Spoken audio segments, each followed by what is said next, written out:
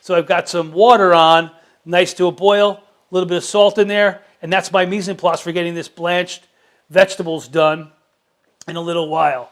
So again, I get the water hot. That would be sort of preparing to get ready to do this. So let's do the first trick. This is a great hydration.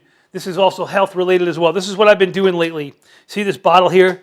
Just contains some lemon peel and some fresh mint. So what you do, I'm going to just take this lemon. It's already washed already. Basically just peel back the zest. Look at that.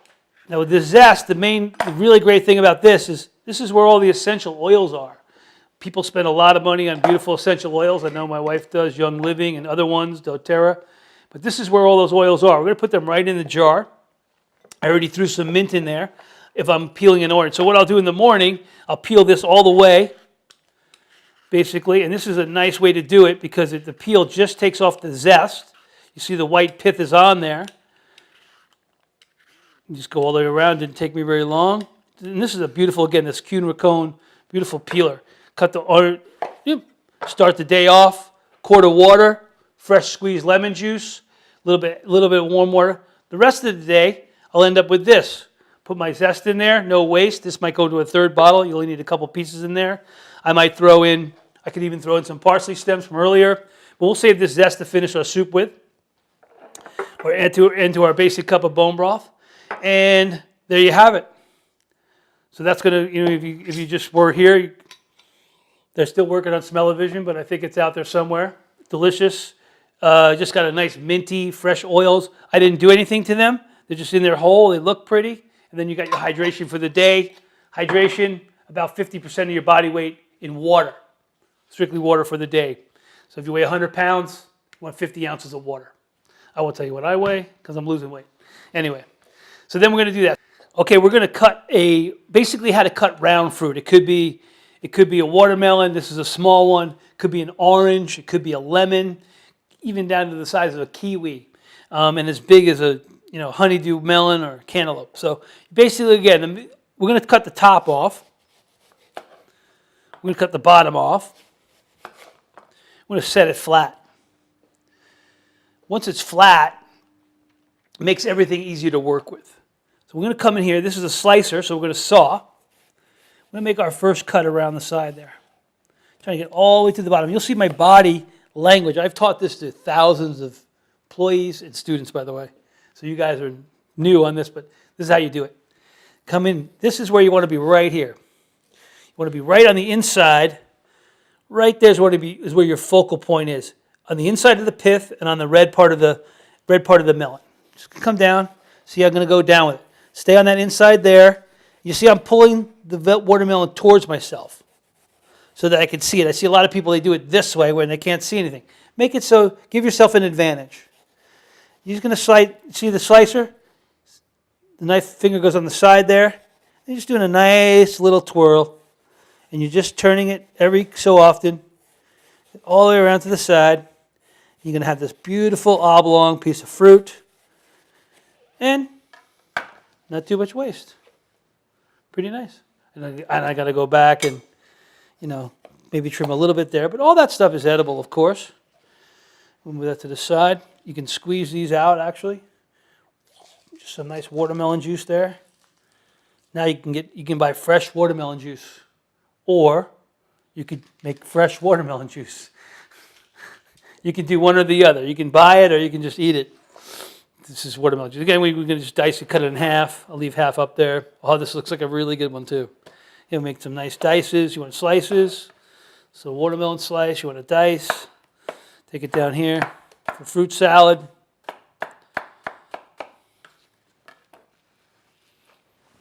Perfect. Doing a larger cut for, say, a fruit tray. Some nice little sticks of watermelon there. Summertime, what's better than some beautiful watermelon?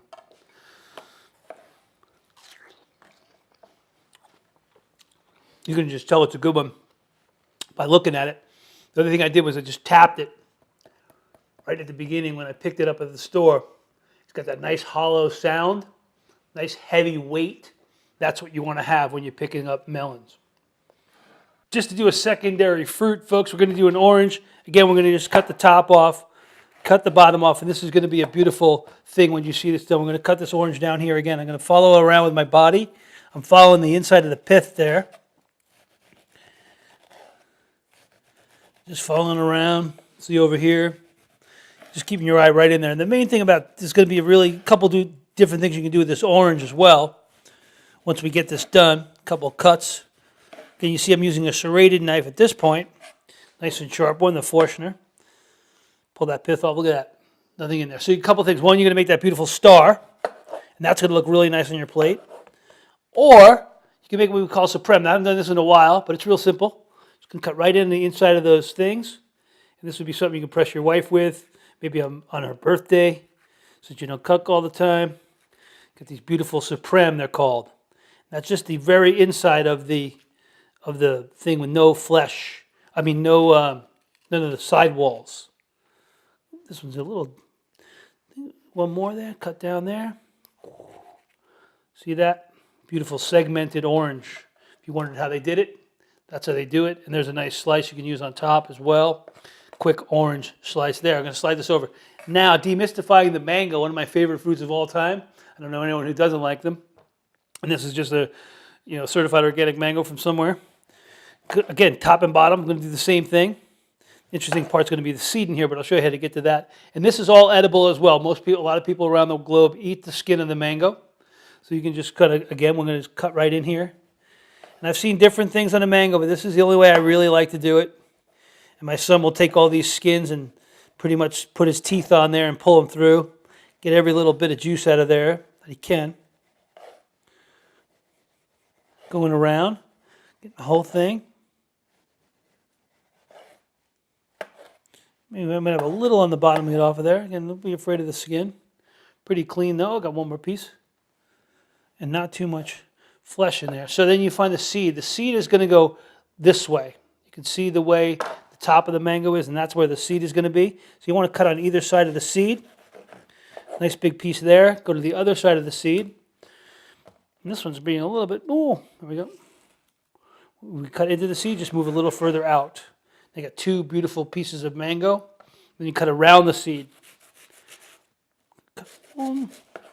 See, the seed is that's the other side there.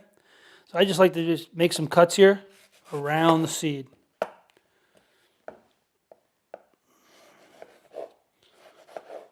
Don't want to waste any of that. And of course, if you have a 6-year-old or 5-year-old around, however, you just give them the seed, they'll eat the whole thing straight off there. But then you got a beautiful couple pieces of mango here. And you didn't mangle up your mango. I know my wife, when she cuts them, I'm like, come on, let me cut that mango for you. Make beautiful dices again. Or some slices. It smells amazing. I'm sure it's going to taste really good too. Flavor Chef How to Cut a Mango. Beautiful.